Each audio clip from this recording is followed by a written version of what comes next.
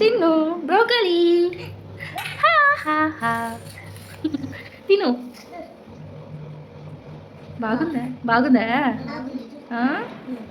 బాగుందా? అయ్యా సూపరా, సరే తినండి.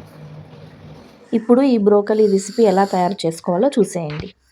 నా మనసును నడిపిన తొలి తొలి వెలుగువ, తలపును తడిపిన తొలకరి చిరుకువ, విరిసిన పెదముల చిరు చిరు నగవుకు నీవే కారణమా.